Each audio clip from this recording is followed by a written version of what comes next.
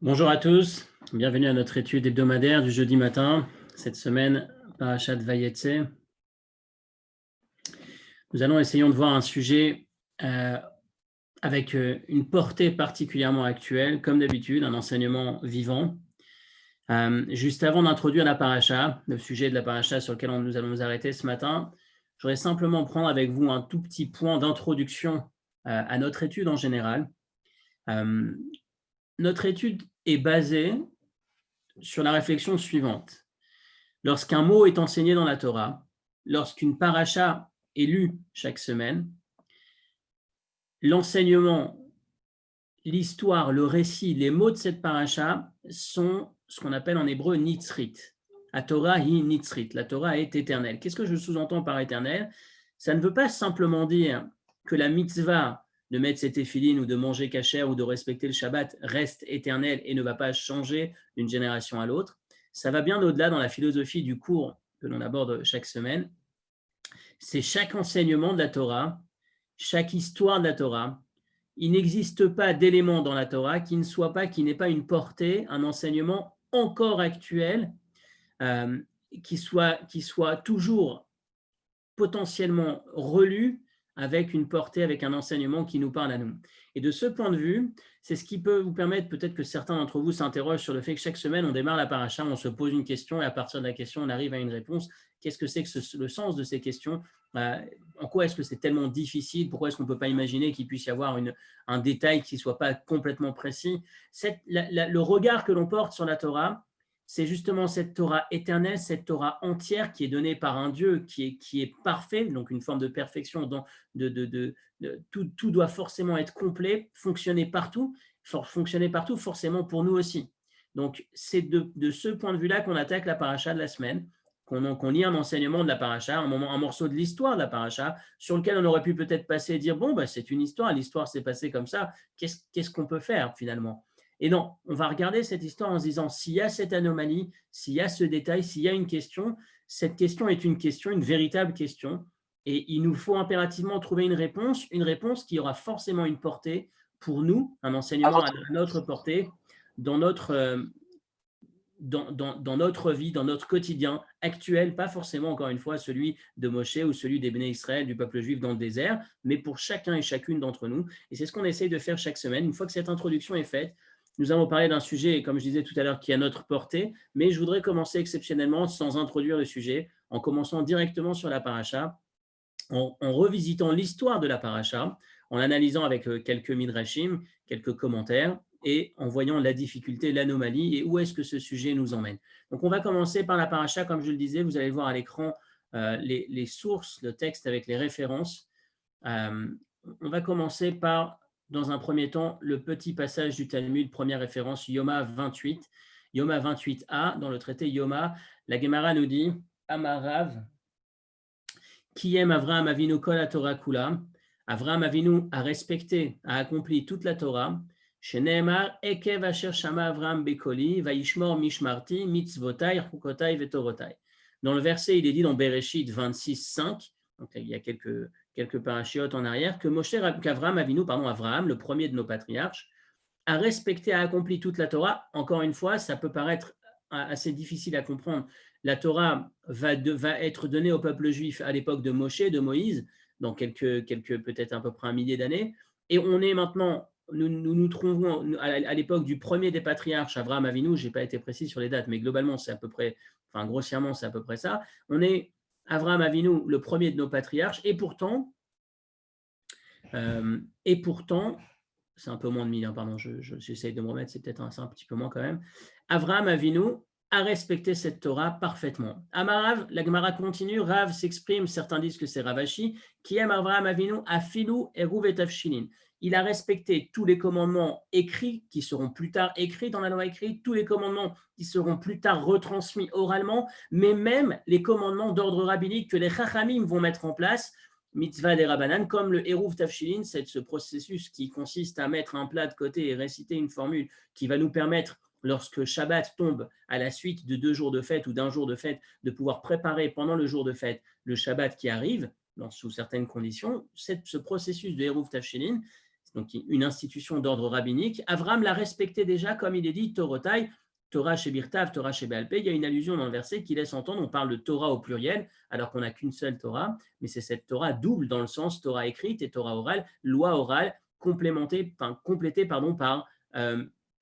ce que les Chachamim vont nous donner par la suite. Donc, on a Abraham qui respecte toute la Torah avant qu'elle soit donnée. On a pas seulement Abraham, ce principe est valable à l'ensemble des patriarches, mais on l'a explicitement à propos de notre patriarche, celui dont il est question dans la paracha de la semaine, Yaakov, Bereshit Lamed Bet, donc dans la paracha de la semaine prochaine. Le premier verset, Vaishlach Yaakov Malachim Lefanav, lorsque Yaakov envoie une délégation pour essayer d'apaiser son frère Esav qui souhaite le tuer, le verset dit, lorsque le message qu'il va retransmettre à son frère, à travers ses représentants, ses messagers, Kohamar Abdecha Yaakov, ainsi a dit ton serviteur Yaakov, Im Lavan Garti, j'ai été étranger, j'ai vécu, j'ai résidé chez Lavan pendant un moment, Va Echar Adata, et j'ai traîné jusque-là. Rashi nous dit, Garti, quel est le sens de ce message? Qu'est-ce que Yaakov cherche à transmettre à Esav en lui disant, j'ai vécu, j'ai résidé, Garti, cette formule, je suis resté chez Esav pendant un moment. Le mot Garti, c'est les mêmes lettres et donc la valeur numérique de 613, Kelomar. Voilà ce que Yaakov est en train d'envoyer comme message à Esav. Im Lavan Garti, j'ai vécu chez Lavan, Vetariag, Mitzvot, Shamarti, et j'ai observé les 613 commandements. Donc on a ici un deuxième élément qui vient renforcer ce principe avec lequel on commence notre étude ce matin. Nos patriarches, malgré la Torah, malgré le fait que la Torah n'ayant pas encore été donnée, puisqu'elle va être donnée que plus tard, à l'époque de Moshe, la sortie d'Égypte, le don de la Torah dans le désert au Sinaï, on est quelques temps plus tard, on est à partir déjà des patriarches, les patriarches et leurs familles respectaient la Torah. Explicitement, on l'a vu pour Abraham, enfin un peu moins, mais Abraham et Yaakov, c'est ce qu'on retrouve dans le texte, qu'ils respectaient toute la Torah. Et donc, partant de ce principe, nous allons nous interroger ce matin sur un sujet que certains d'entre vous ont forcément déjà été, par lequel ils ont forcément déjà été interpellés. C'est la question de la paracha de cette semaine, du récit de la paracha de cette semaine.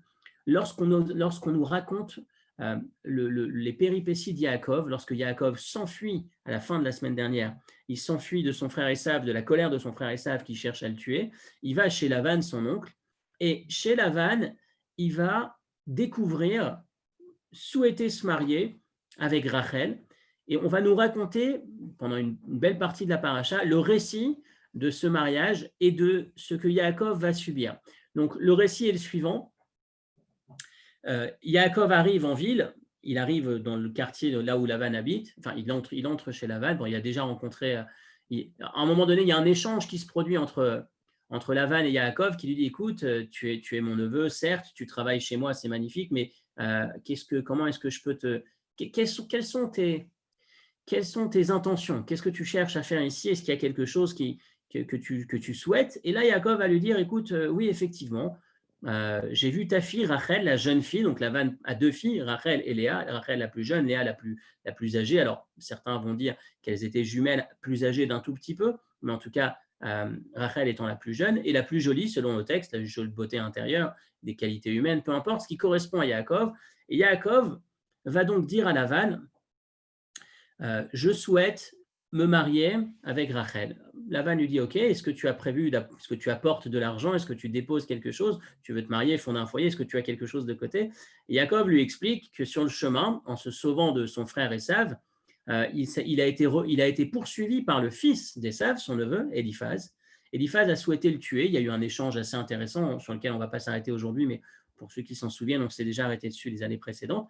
Donc Eliphaz poursuit Yaakov, son père lui a demandé d'assassiner Yaakov, et lorsque Yaakov le rencontre, il discute avec lui et lui explique qu'il arrive à le convaincre de ne pas le tuer. Il lui dit, regarde, je suis parti avec pas mal de biens, retire-les-moi, récupère-les, vide-moi de mes biens, de mes possessions, et étant considéré à ce moment-là comme pauvre, le pauvre est similaire, on peut considérer dans un certain registre qu'il est similaire à une personne morte, dans le sens qu'elle ne possède plus particulièrement vulnérable, et donc tu auras respecté d'une certaine manière le commandement de ton père qui a demandé de me tuer, tu ne m'auras pas véritablement tué, mais en tout cas, tu pourras t'en sortir de cette manière. Pourquoi est-ce qu'il a accepté? C'est un autre sujet, mais il l'a fait, il a accepté. Yaakov donc se retrouve sans rien. Revenons à notre discussion avec son futur beau-père Lavan. Yaakov lui dit, désolé, mais je n'ai rien à t'apporter. Par contre, si tu veux, je peux t'apporter l'équivalent de ce que j'aurais pu apporter comme cadeau pour ma future femme. En travaillant chez toi 7 ans, je travaille et le fruit de ce travail, le bénéfice, ce sera ce que je contribue justement pour me marier, pouvoir épouser ta fille Rachel. Dans la formule qu'il va lui dire, il va bien préciser Evodcha Sheva Shanim, je voudrais me marier, travailler 7 ans pour toi et épouser Rachel, ta fille, la plus jeune. Pourquoi est-ce qu'il précise Rachel, ta fille la plus jeune? Parce qu'il se doute déjà, parce qu'il a déjà eu un échange avec Rachel, qui lui a expliqué que son père n'était pas un garçon simple et qu'il était particulièrement rusé et qu'il allait finalement ne jamais laisser passer ce mariage. Le texte va nous dire, je reprends avec vous la feuille de tout à l'heure, Vayaged Yaakov le Rachel, qui a ri à Viahu. À un moment donné, le texte va nous dire que Yaakov va discuter avec Rachel, et dans l'échange, Rachel va lui dire, écoute, mon père c'est un truand, il laisse pas passer, c'est pas quelqu'un de droit, il laissera jamais passer que je veux me marier avant, alors que Léa l'aînée n'est pas encore mariée, ça ne passera pas, laisse tomber, ça ne fonctionne pas. Et Yaakov va dire à Rachel dans la conversation, qui achi aviahu vechiven rivkahu. Dans le texte, littéralement, Yaakov va indiquer à Rachel qu'il est le frère de son père et qu'il est le fils de Rivka. Il y a une anomalie dans cette phrase, il y a une contradiction. Il ne peut pas être le frère de Lavan et le fils de Rivka dans la mesure où Rivka est la sœur de Lavan. Donc il est le neveu, il n'est pas le frère de Lavan. Donc la Gemara dans Baba Batra, à la page 123, s'interroge et dit Va'alo ben achot aviahu. Il n'est pas le frère de son père, il est le fils de la sœur de son père. Quel est le sens de cette phrase? Et voilà l'échange que la Gemara va nous révéler. Voilà le débat, l'échange qui a eu lieu entre Rachel et Yaakov. Et là, Amar et Rachel itna seili. Donc Rachel, Yaakov dit à Rachel, voudrais-tu m'épouser? On se marie. Amra, Ken, elle a dit, je suis d'accord, moi personnellement. Aval, mais Abba Ramaï, mon père, c'est un truand, un rusé, il ne laissera jamais passer. Velo tuchalo, tu ne le vaincras pas. De toutes les façons, il t'endormira, il fera passer son projet sur ton dos. Tu n'arriveras pas, laisse tomber, ça ne se fera pas. Yesh li achot kshisha mimeni, j'ai une sœur plus âgée que moi. Velo yechatnu oti lefanea, et oublie, c'est impossible qu'il me marie avant elle. Donc, tu sais ce qui va se passer? Je te préviens. Yaakov lui dit, écoute, j'ai parlé à ton père, il m'a dit, je vais travailler 7 ans. Personne ne fait une chose pareille. On ne travaille pas 7 ans pour quelque chose et à la fin, on nous trompe. Ça ne peut pas exister. Alors, Rachel lui dit, oui, ça va exister. Avec mon père, ça existe. Tu as beau faire ce que tu veux, finalement, ça ne passera pas. Il te trompera, tu verras que tu ne pourras pas te marier avec moi. Donc, elle le prévient. Comment est-ce qu'il réagit? Et là, Yaakov lui dit, Achivani beramaout. Quand le verset dit, il lui a indiqué qu'il était le frère de son père, ce n'est pas le frère biologique, puisqu'il est le neveu, il n'est pas le frère. Et d'ailleurs, le verset juste après le dit, il est le fils de Rivka, donc il n'est pas le frère. Mais le frère dans le sens, je suis son semblable en ce qui concerne la trahison. Rusé, triché, je suis son semblable. S'il veut jouer à ce jeu avec moi, il verra, il ne pourra pas m'avoir.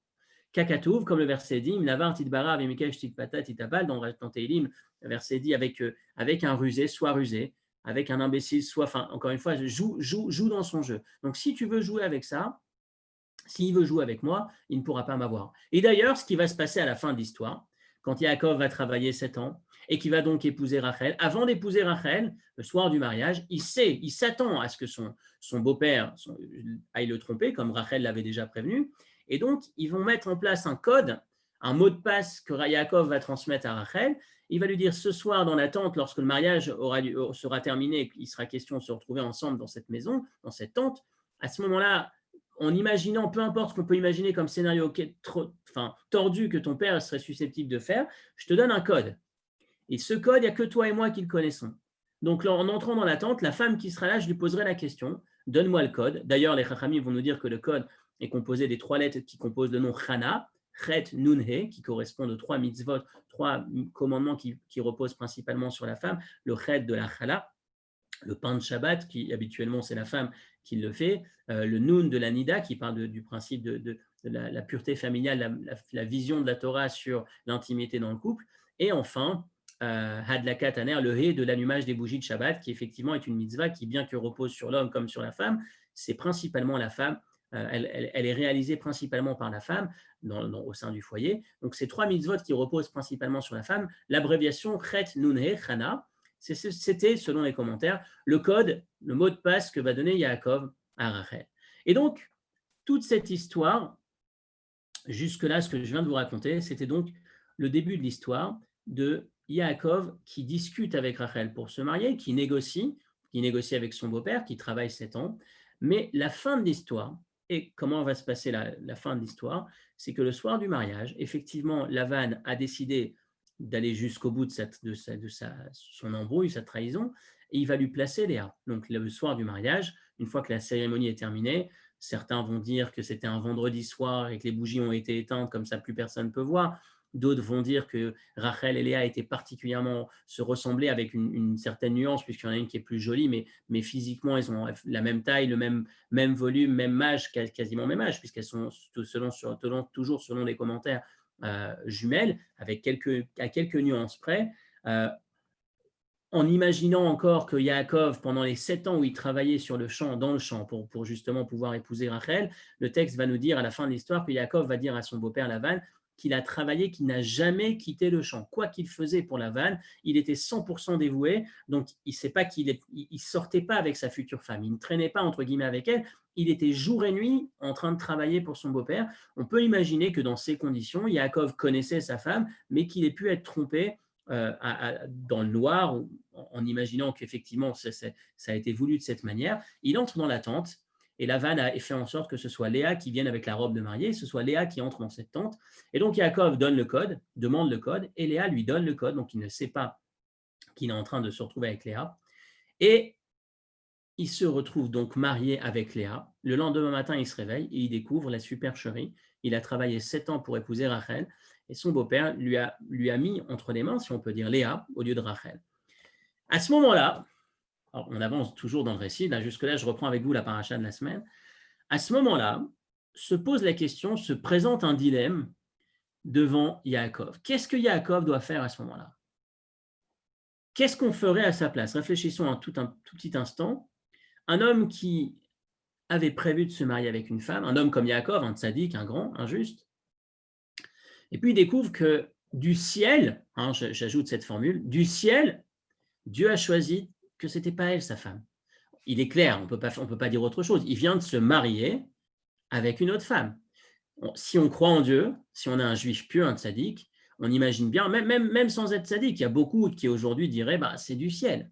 Encore une fois, même Lavan et Bethuel, la semaine d'avant, quand on va chercher quand Eliezer, le serviteur d'Abraham, cherche une épouse pour Yitzhak, il négocie la fameuse Rivka, donc la maman de Yaakov. Il négocie avec la famille: est-ce que vous voudriez bien que votre fille aille me rejoindre pour qu'elle puisse épouser le fils de mon maître Yitzhak? Bethuel, un rachat, quelqu'un qui n'est pas juif, pieux, Bethuel va dire: avec tout ce que tu viens de nous raconter, c'est un signe du ciel, c'est Dieu qui a souhaité, écoute, on ne peut pas s'opposer. Autrement dit, quand on parle de mariage, on est tous conscients qu'il y a une dimension qui nous dépasse, qu'il y a Dieu qui est derrière tout ça. Dans les circonstances qui sont celles de Yaakov, où il vient d'épouser contre son gré, de manière tout à fait inattendue, même si elle l'avait prévenu, mais en tout cas, il avait tout fait pour que ça ne puisse pas se produire, et ça s'est produit.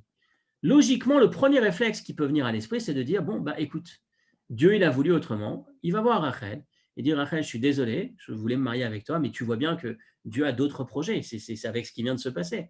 Donc, désolé, je te demande pardon, mais on ne va pas pouvoir continuer. C'est une option. Il y a une seconde option qui existe.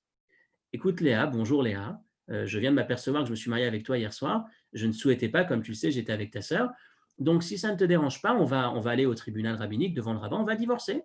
Enfin, on va rédiger un guet, et puis je vais me marier avec celle qui était celle avec laquelle je voulais me marier. Il y a eu effectivement une ambiguïté, ce n'était pas prévu au programme, je suis vraiment confus de ce qui s'est passé, je ne parle même pas du débat, pourquoi tu as fait ça, comment tu as pu accepter, on va en parler dans quelques instants, mais déjà, à ce stade, divorcer de Léa et repartir voir Rachel, celle qui voulait épouser, lui dire: il y a eu un incident de parcours, marions-nous maintenant. Ce seraient les deux options qui devraient logiquement se présenter à Yaakov. La première, rester avec Léa en disant c'est du ciel et s'excuser auprès de Rachel. La seconde, se débarrasser entre guillemets de cet incident de parcours qui ne devait pas exister, qui n'était pas prévu au programme, et rejoindre son épouse, celle qui souhaitait épouser Rachel. Mais Yaakov va choisir ni l'une ni l'autre des options. Il va aller dans une voie qui va nous perturber, Il va aller voir son beau-père, il va lui dire, écoute, qu'est-ce qui s'est passé? On avait dit, j'ai travaillé 7 ans. Et son beau-père va lui répondre, désolé, mais je ne pouvais pas faire autrement, ça ne se fait pas. Chez nous, on ne laisse pas la petite se marier avec la grande, avant la grande, pardon. Donc, je suis désolé, je ne peux rien faire. Si tu veux la petite, je ne suis pas contre, mais par contre, tu gardes Léa. Alors, ce n'est pas exactement ça. Tu vas retravailler 7 ans. Et donc, Yaakov dit, OK. Donc, il va s'engager sur 7 ans supplémentaires. C'est incroyable ce qui se passe. 7 ans de travail supplémentaire. Il va la lui donner tout de suite. Il va l'épouser une semaine après. Mais ensuite, il va avoir une dette à l'égard de son beau-père, 7 ans de travail supplémentaire. Et qu'est-ce qui va se passer donc à cet instant? Yaakov va se retrouver marié avec Léa et avec Rachel. Donc, je reprends ce qu'on a vu jusque-là. Première partie du cours de ce matin, les patriarches ont respecté toute la Torah. Deuxième partie du cours, de notre première partie du cours, la deuxième morceau à ce stade, Yaakov a donc épousé Léa par inadvertance et Rachel. Et là, je me pose la question.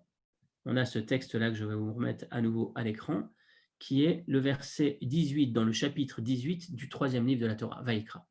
Veisha el achota lotikar. Il est interdit d'épouser une femme et sa sœur. Litzror, parce que dans cette situation, d'une certaine manière, tu créerais une animosité, une souffrance entre l'une et l'autre. Le Sefer HaChinuch explique, chez Loïsa Shte Achayot, le commandement 206, selon le décompte du Sefer HaChinuch, ne pas épouser 2 sœurs à la fois, chez Neymar Lotikar Litzror, la shon tsara. Litzror, ça vient de la racine du mot tsara, qui signifie chez l'otaase et achat tsara lechaverta, que l'une ne devienne pas un obstacle, une source de souffrance, si on peut dire, pour la seconde. Autrement dit, lorsqu'on épouse 2 sœurs, il y a forcément une rivalité qui s'instaure. Elles étaient 2 sœurs, elles étaient particulièrement proches. Et là, maintenant, c'est ce qu'on va voir d'ailleurs tout au long de la vie de Yaakov. Il y a cette notion de Yaakov qui partage une nuit, une journée ou un moment, il est dans une des 2 tentes, l'autre moment dans une autre des 2 tentes, une fois avec Rachel, une fois avec Léa. On verra par la suite les négociations avec Réhouven qui négocie, enfin qui offre un bouquet à sa mère qui va l'échanger contre une nuit dans sa tente au lieu de celle de Rachel. Donc, on crée une forme de souffrance entre l'une et l'autre, et la Torah nous l'interdit. Nachmanide vient et pose la question. Aldat, Ramban Chavave. Aldat, il n'est pas seul Nachmanide, c'est une question qui est posée de nombreuses reprises et que je pense que beaucoup d'entre vous, vous avez forcément vu vous la poser à un moment donné. Aldat, Shayavram Mekayem et Torah. Partons du principe, celui qu'on a évoqué en premier point aujourd'hui, qu'Avram respectait la Torah. Yesh lishol, il nous faut nous interroger. Er nasa Yaakov shete achayot. Comment a-t-il pu Yaakov épouser 2 femmes, 2 sœurs, pardon, 2 sœurs? C'est vrai que la Torah n'était pas encore donnée, certes. Mais puisqu'on part du principe, comme on l'a évoqué tout à l'heure, que Yaakov, comme Abraham, comme les patriarches, ont respecté la Torah, ont tâché de respecter la Torah avant que Yaakov va le dire lui-même dans la paracha de la semaine prochaine. Tariag mitzvot shamarti, l'expression que Rashi va nous dire, j'ai observé les 613 commandements. Donc s'il a observé les 613 commandements, comment est-il possible qu'il ait pu accepter cette 3e option alors qu'il en avait 2 autres qui auraient pu lui permettre d'éviter cette chose? La première option de rester avec Léa, de se séparer de Rachel, la deuxième de se séparer de Léa et d'épouser Rachel. Pourquoi est-ce qu'il choisit de garder les 2? Cette question est difficile, mais vous allez voir toujours avec ma toute première introduction sur la philosophie de la Torah, quel regard on porte sur la Torah, qu'il y a forcément une réponse, il y a forcément une réponse évidente, il y a forcément une réponse simple et il y a forcément une réponse percutante. On va forcément lire cette Torah éternelle avec cette lecture qui nous parle encore aujourd'hui, et dans ce petit passage de l'histoire à côté duquel on aurait pu dire, bon, il y a une question, d'accord, bon, il s'est marié avec les 2, ça s'est passé comme ça. Et puis finalement, la Torah n'était pas donnée. On va regarder, on va voir qu'il y a cet autre regard qu'on essaye d'avoir chaque semaine sur la paracha, qui va nous dire, il y a autre chose à voir dans cette paracha, il y a un autre enseignement. Donc voilà notre réflexion, voilà notre question. Avant d'arriver sur la réponse que je souhaite partager avec vous aujourd'hui, je vais quand même vous donner la réponse que donne Nachmanide, avec les difficultés qu'on a avec sa réponse, bien qu'elle soit valable, bien évidemment. Nachmanide va nous dire que les patriarches respectaient toute la Torah, avant que la Torah ait été donnée, que lorsqu'ils étaient en Israël. En dehors d'Israël, lorsque géographiquement ils étaient en dehors d'Israël, ils ne respectaient pas toute la Torah. Donc, quand Yaakov va épouser Rachel et Léa, il est encore en dehors d'Israël. D'ailleurs, lorsqu'il arrive en Israël, sur le chemin, Rachel va décéder. Il va l'enterrer, il ne va même pas l'enterrer avec lui au caveau des patriarches, il va l'enterrer sur le chemin. Pourquoi est-ce qu'il ne l'enterre pas, toujours selon ce commentaire? parce que entrer en Israël avec deux sœurs, deux femmes sœurs, c'est pas compatible avec Israël puisqu'ils respectent la Torah en Israël. C'est ce qui fait qu'elle va tragiquement mourir à la naissance de son deuxième enfant, Binyamin. Et donc, et par conséquent, d'une certaine manière, enfin l'enchaînement de l'histoire, c'est qu'Yaakov ne va être enterré qu'avec Léa et pas avec Rachel, parce qu'en Israël, toujours selon ce commentaire de Nachmanide, en Israël, il respectait la Torah, et donc se retrouver en Israël avec deux sœurs, c'est pas compatible. Donc voilà l'explication de Nachmanide, qui effectivement est intéressante, juste, mais il y a quand même une petite difficulté, puisque selon Rashi au moins, ce que je vous citais tout à l'heure, Lavan qui dit « j'ai respecté », pardon, Yaakov qui dit à Esav « j'ai respecté les 613 commandements étant chez Lavan », autrement dit « j'ai observé les commandements », alors que je n'étais pas encore en Israël, j'étais que chez Lavan. Donc, a priori, si on prend la lecture de Rashi, celle que j'ai partagée avec vous tout à l'heure, c'est difficile en tout cas de comprendre l'enseignement du Ramban, puisqu'il est en dehors d'Israël et il a l'air d'affirmer qu'il a respecté la Torah. Comment a-t-il pu prendre cette décision? Comment est-ce que Yaakov peut se permettre de dire « je vais malgré tout épouser ces deux femmes sœurs ». Alors, excusez-moi, un petit peu de bruit. Ça prend quelques secondes et on continue. Je vais juste construire la réponse en deux temps, comme d'habitude. La première partie de la réponse, on va la baser. On arrive dans un instant, le bruit va s'arrêter.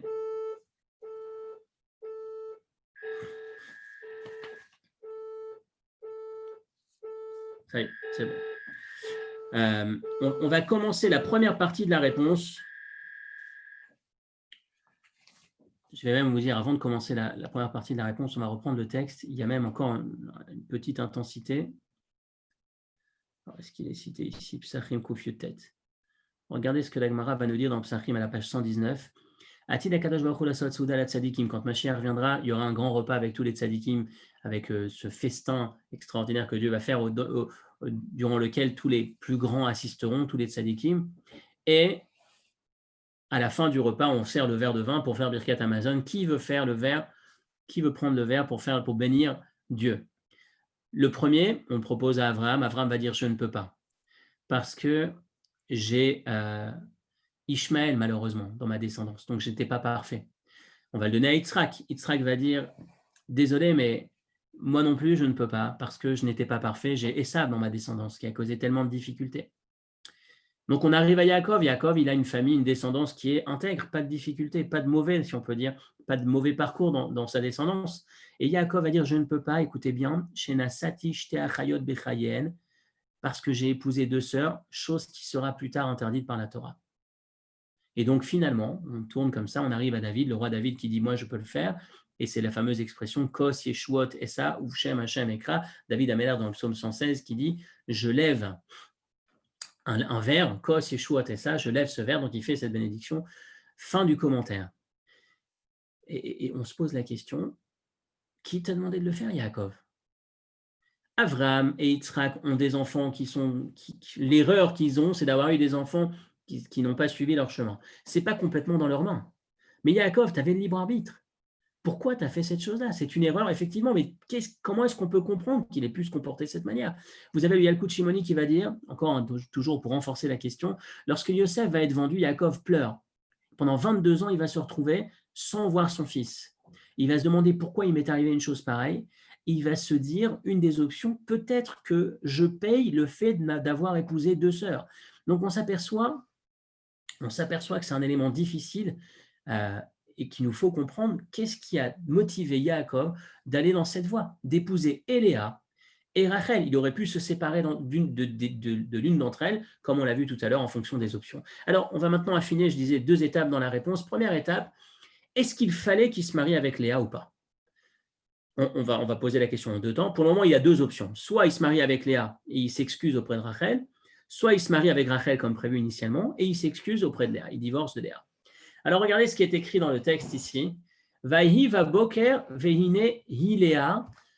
Et dans l'histoire, dans le récit du mariage de Yaakov, c'est écrit « Et ce fut le lendemain matin, il découvre que c'est Léa. Et voici, elle est Léa. » Sauf qu'en hébreu, hi, ça s'écrit avec he, yud, aleph. Vous voyez ce mot que je surligne ici. Vous avez he, vav, aleph, qui veut dire hu, alors que la lecture, c'est hi. Hu, ça veut dire lui, hi, ça veut dire elle. Alors voilà ce que le Midrash va nous raconter. Kevan Shama Baboker Rav Inehi Léa. Il s'est levé le matin, Yaakov. Alors je reprends la suite du récit que j'ai entamé tout à l'heure. Yaakov est avec Léa le matin. Il se dit, mais tiens, qu'est-ce que tu fais là? C'était prévu que c'était Rachel. Et donc il va lui dire, Bata Ramai. Il y a une petite dispute qui éclate. Il lui dit, fille de tricheur, fille de truand, lama rimitoti, pourquoi est-ce que tu aussi m'as trompé? Tu sais bien que c'est avec ta sœur que je devais me marier. Et Shivalo, elle lui répond, tu parles de truand, tu parles de menteur. Et toi, tu n'as pas menti à ton père? La semaine dernière, dans la bénédiction, quand tu viens prendre la bénédiction de ton père te demande, est-ce que tu es Esav? Et tu réponds, oui, je suis Esav, ton aîné. Donc, tu es en train de me dire, tu es en train de parler de menteur, joue pas avec moi au menteur, parce que tu étais déjà menteur avant moi. Première lecture de ce texte, c'est un échange du jardin d'enfants. Ah, tu m'accuses de méchant, moi, toi aussi, tu es méchant. Ah, tu me dis menteur, menteur toi-même. On pourrait dire que c'est à peu près ça. Mais bien évidemment, on parle de Yaakov et de Léa. Il y a un moyen de lire cet échange à un niveau plus poussé. C'est quoi le sens de cet échange qui éclate au lendemain du mariage? Yaakov se plaint à Léa, lui dit, tu m'as trompé, tu m'as menti. Léa lui dit, mais non, je ne t'ai pas menti. Écoutez ce qu'il va lui dire. Tu te rappelles la semaine dernière, depuis que tu es né, tu cherches à devenir Esav, tu cherches à remplacer Esav. Tu te rappelles que nos parents avaient un contrat. Rivka, la sœur de mon père, a eu 2 enfants, 2 jumeaux, un grand, un petit. Mon père, Lavan, a eu 2 enfants, 2 jumelles, pardon, une grande, une petite. Et ben l'aîné sera pour l'aîné et le plus petit pour la plus petite. Donc normalement, moi je devais me marier avec Esav et toi tu devais te marier avec Rachel. Sauf que la semaine dernière, et je ne sais combien de fois tout au long de ta vie, tu cherches à tout prix à racheter le droit d'aînesse, tu veux à tout prix remplacer Esav. Si tu veux être le premier-né, tu ne peux pas dire je suis le premier-né, mais je prends la plus petite parce qu'elle est plus jolie. Tu dois rester dans ton raisonnement jusqu'au bout. Si véritablement tu considères que tu dois être le premier-né, à ce moment-là, tu dois épouser la première-née, en l'occurrence moi. Et c'est ça le sens de Vehine Hu Léa. La lecture, le mot est écrit avec Hu, même si ça se lit hi, comme certains mots, il y a une façon dont il est écrit dans le texte, il y a une façon dont il est prononcé. L'écriture du texte, c'est avec un vav qui veut dire Hu. On dit Yaakov n'a pas pris conscience simplement qu'il est avec Léa alors qu'il s'attendait à être avec Rachel. C'est plus poussé que ça. Il a pris conscience que son avenir était avec Léa. Vehine Hu Léa, ça veut dire quoi? Il est Léa. Ça veut dire qu'à ce stade, il a pris conscience ce matin. Léa lui a ouvert les yeux et lui a dit, mais en fait, la femme qui t'est désignée du ciel, c'est pas Rachel. Toi, tu croyais que c'était Rachel, mais vu la manière de te comporter, vu ton projet de vie jusque-là, je viens de te faire découvrir que ce que Dieu souhaite, et c'est d'ailleurs la concrétisation de ce mariage, que tu te maries avec Léa.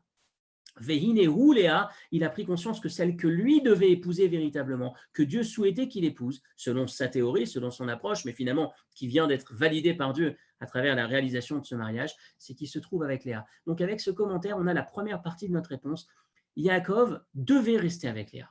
Yaakov a compris que sa femme venait du ciel, celle que Dieu avait choisie pour lui, c'est Léa. Et donc ma question maintenant, elle reste quand même présente, mais la question devient qu'à moitié. Il n'y a pas 2 options. Soit tu te débarrasses de Léa, soit tu divorces de Léa, soit tu te maries, soit tu te sépares de Rachel et tu restes avec Léa.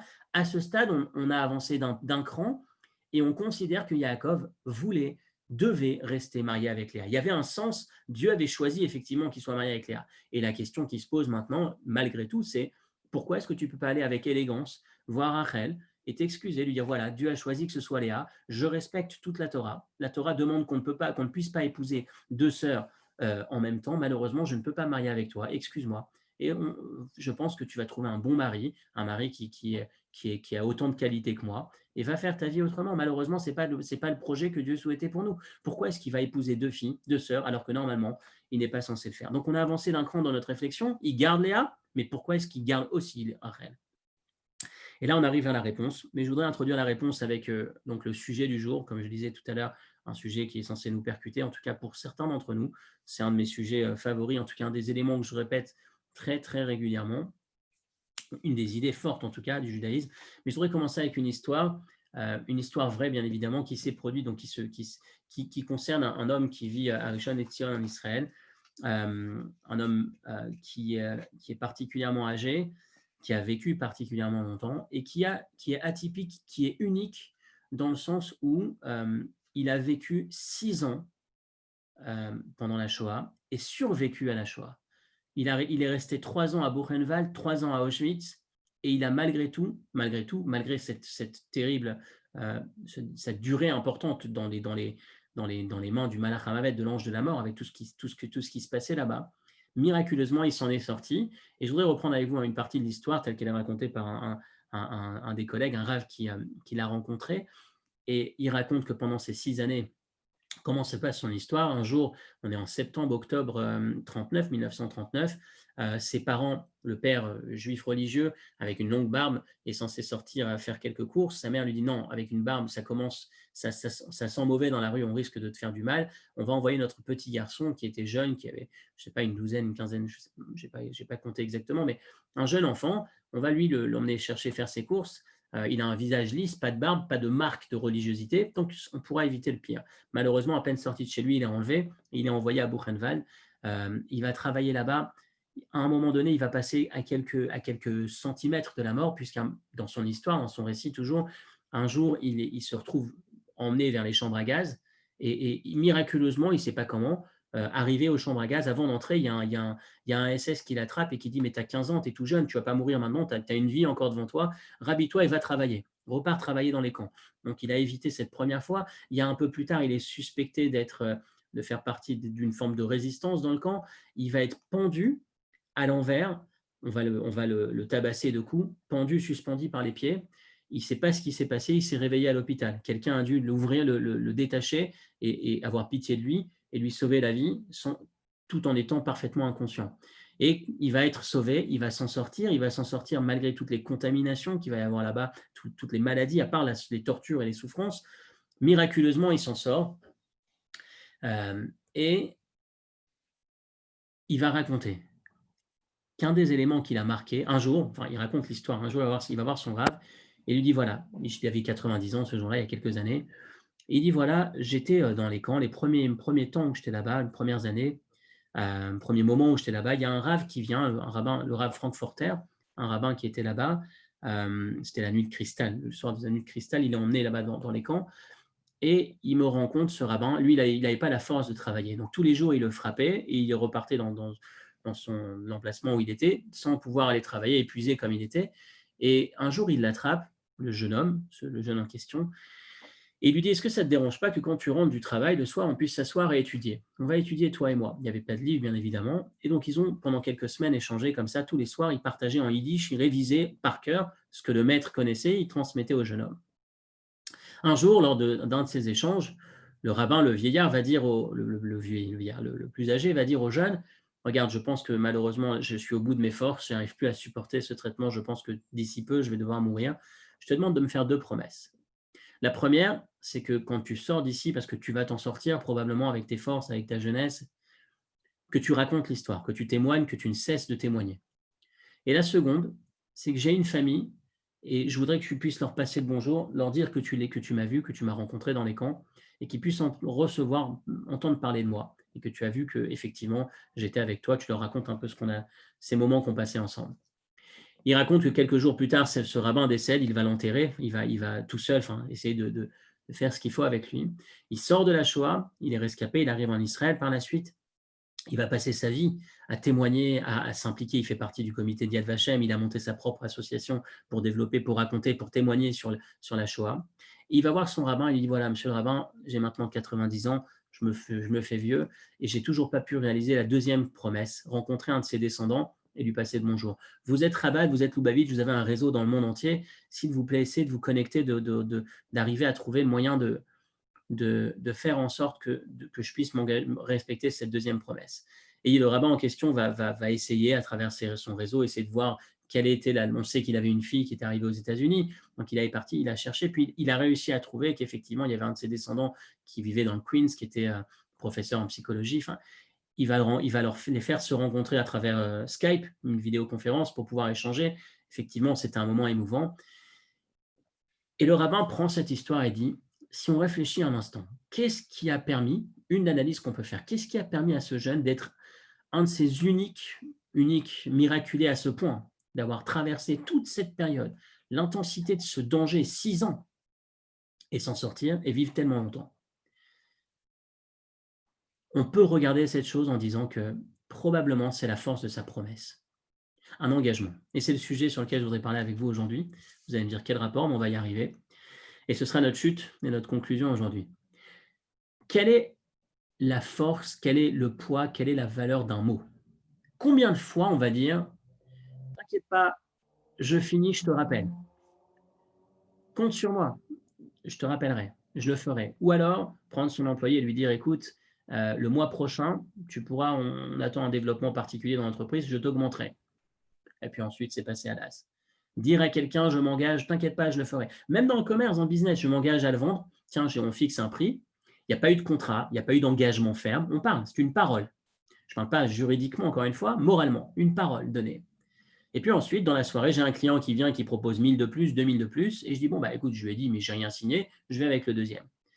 Quel est le poids, quelle est la valeur d'une parole dans le judaïsme, dans la Torah?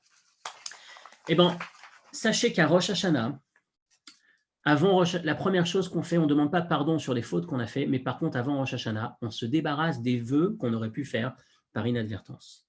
Le poids, la valeur d'un mot, selon la Torah, ce n'est pas simplement un mot prononcé, c'est un mot qui reste, qui prend vie, qui existe dans l'air du monde, dans l'atmosphère. C'est ce qui peut expliquer que cette personne ait vécu si longtemps. Parce qu'à partir du moment où elle a promis, elle a dit « je m'engage à aller témoigner », dans l'air, si on peut dire, il y a cette promesse qui est là et qui exige d'être réalisée, qui va faire peut-être, dans un sens, si on peut dire, déclencher ces miracles, déclencher cette longue vie qui va vivre pour pouvoir arriver à réaliser cette promesse parce qu'elle attend d'être réalisée.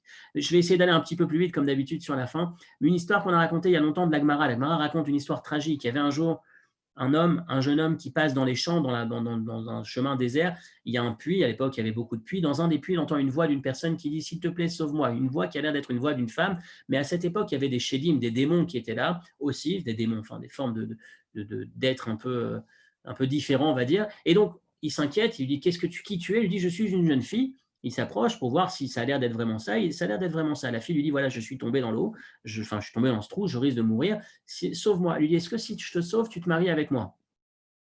Et la fille dit « Bien évidemment, tu me sauves la vie. » Et il la sort. Et puis, avant de concrétiser cet engagement, ils se disent « Tiens, quels sont les témoins qu'on va prendre, qu'on va avoir ?» Il n'y a pas de témoins, c'est dans un lieu désert. Ils vont dire « Il y a une belette, une petite bête qui passe devant. Et il y a le puits, le fameux puits. » Et ils vont dire « Voilà nos deux témoins, la belette et le puits. » Et puis ensuite, ils se séparent. La fille reste chez elle et attend effectivement de respecter son engagement, que l'homme revienne dans son village pour l'épouser, comme l'engagement qu'elle vient de tenir à la personne qui lui a sauvé la vie, redevable bien évidemment. L'homme, par contre, lui part dans sa ville, oublie complètement, c'était une anecdote, une histoire sur le chemin, mais qui n'a aucune importance pour lui.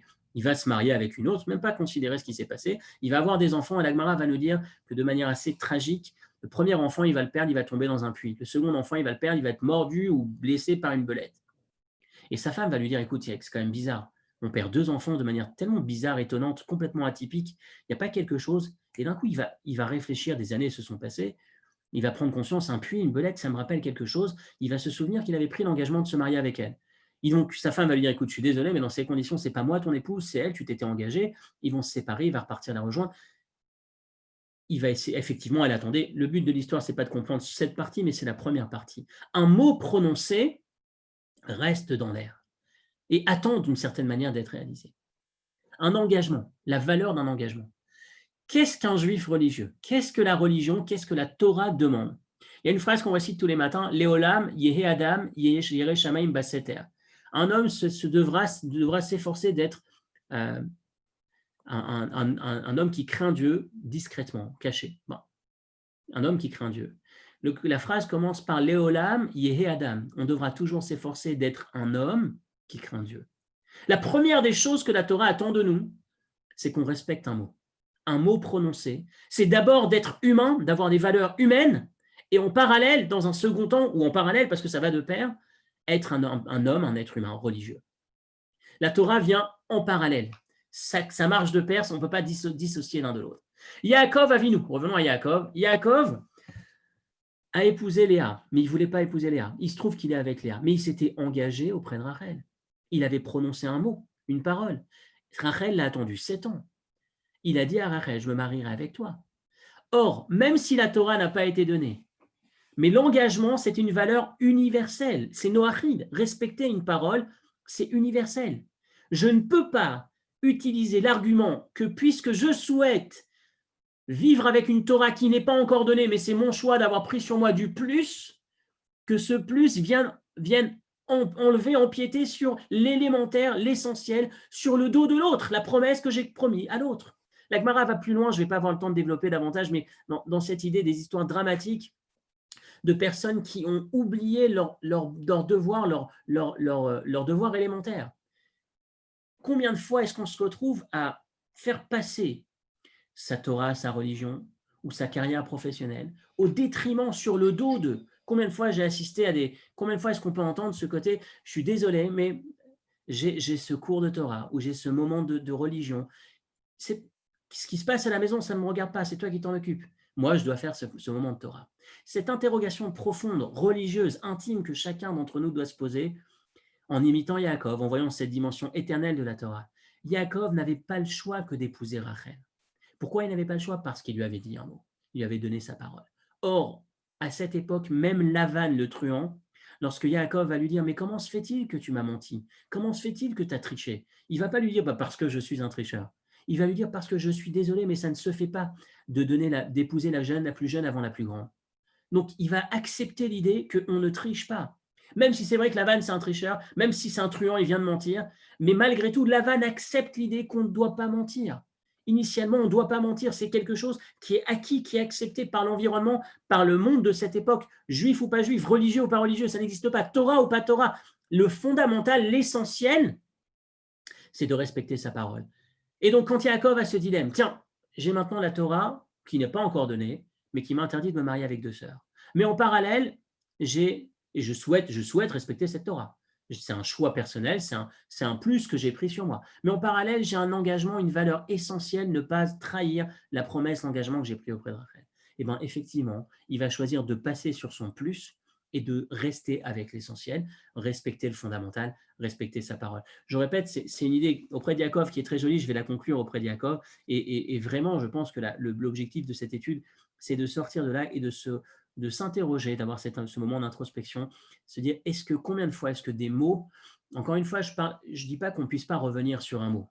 Je ne suis pas en train de dire que quelqu'un qui a dit quelque chose, qui s'est engagé à vendre, qui a dit je le ferai à tel prix, qui ne peut pas revenir et dire tiens, je me suis aperçu, il y a eu un incident et je vais devoir changer d'avis, excuse-moi, est-ce que ça ne te dérange pas? Il n'y avait pas eu d'engagement, j'avais dit que, est-ce que je m'excuse, je présente mes excuses et j'essaye de compenser, de réparer, d'offrir une compensation parce qu'effectivement, le jeu, les conditions, les règles du jeu ont évolué. Mais en tout cas, attribuer de l'importance, attacher de l'importance. Je répète, Rosh Hashanah, on commence par Atarat Nedarim, avant de demander pardon sur les fautes, on essaie de retirer l'importance, la valeur des mots qu'on aurait pu prononcer et qu'on aurait oubliés, vu l'importance que ça représente. Prendre conscience de ces petits mots, de ces petites phrases qu'on prononce et auxquelles on n'attribue pas beaucoup d'importance. Combien c'est important? Combien est-ce que c'est important dans l'enseignement? C'est un enseignement du Rabbi, dans la vision du Rabbi de la vie et de la Torah, la manière de regarder la Torah. On le voit dans sa vie, on le voit dans l'expression de tas d'histoires avec des échanges avec d'autres personnes où justement ce souci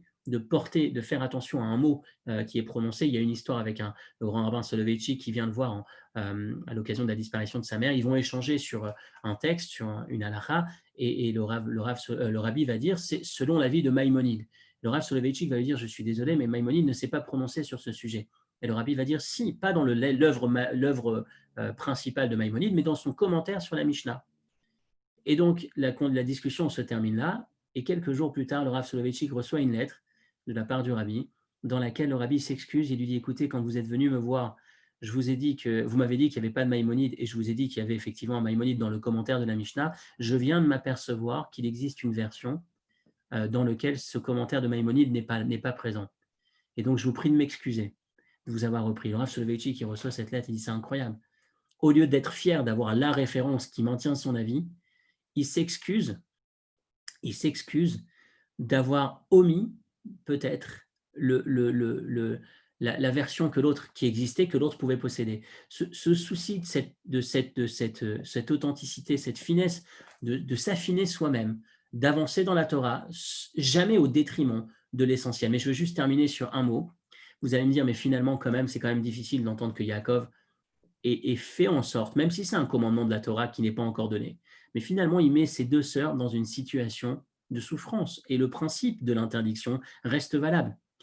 Et la réponse que le rabbi nous donne, qui est aussi très très belle, c'est que quand Yaakov s'est aperçu que Léa était à la place de Rachel, il pose la question à Léa, mais qu'est-ce que tu fais là? Il va voir Rachel, il lui dit, mais Rachel, on avait mis en place un mot de passe, il y avait un code, comment ta sœur a pu se retrouver là?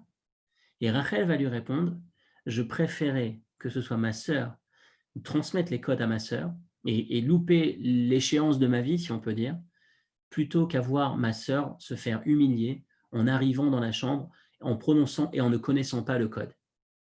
J'ai préféré sacrifier ma vie, si on peut dire, plutôt que humilier ma sœur. Yaakov se dit à ce moment-là, ces sœurs-là, si elles vivent ensemble, elles ne souffriront pas. Vu le dévouement de Rachel pour sa sœur, finalement, il y aura pas. C'est des femmes extraordinaires, elles sont hors du commun. Et donc, finalement, je peux espérer qu'effectivement, il n'y aura pas cette souffrance. La Torah, premièrement, n'a pas encore été donnée. Deuxièmement, j'ai pris un engagement. L'engagement, il est fondamental, il est primordial.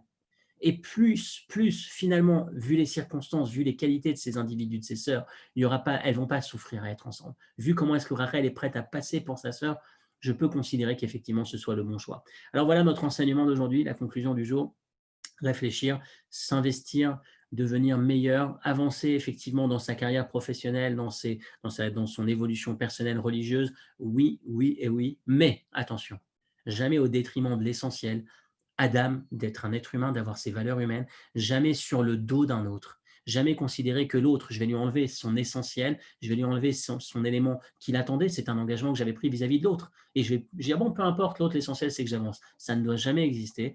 Essayer de travailler pour réfléchir encore une fois, pour avancer en finesse, véritablement, de manière sincère et authentique, ce que chacun est seul capable de connaître dans sa propre vie pour avoir une amélioration, une évolution. Voilà un enseignement éternel de cette Torah qui est effectivement éternel, même dans les détails de ces histoires. Shabbat Shalom et à demain si Dieu veut.